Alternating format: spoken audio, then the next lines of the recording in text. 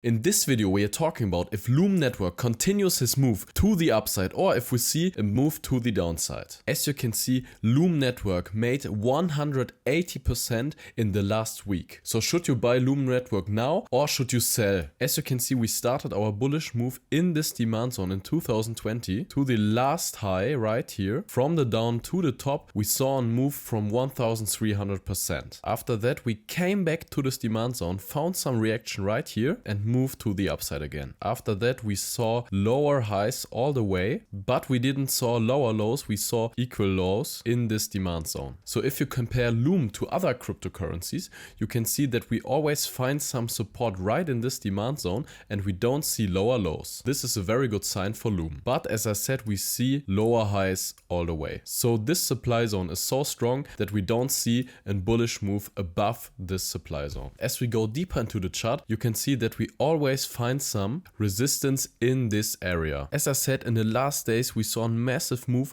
about 180% to the upside at Loom, but we didn't saw a higher high till now. But now the question is, should you buy Loom in this area right here or should you sell and take some profits? If you bought some Loom in this area, congrats, and I would take some profits right here. Because as I said, we make lower highs all the way, so we are in a bearish structure. But there's also the possibility that we break above this supply zone and that we see higher prices for Loom, especially if Bitcoin is also going to the upside. But if you are right on the sideline on Loom, I would be very cautious because after this explosive move, most of the people will take some profits and sell Loom. So I would wait till Loom comes back to this area right here or in this area where we started the bullish move to the upside. If we come back here and see some bullish reaction, I would move into a long position. But if anything interesting happens for Loom, I will make a video. So feel free to subscribe to this channel to don't miss the next updates on Loom. So this was it for this video. Comment down below which altcoin do you want to see in the next videos. Thank you really much for watching and see you in the next one.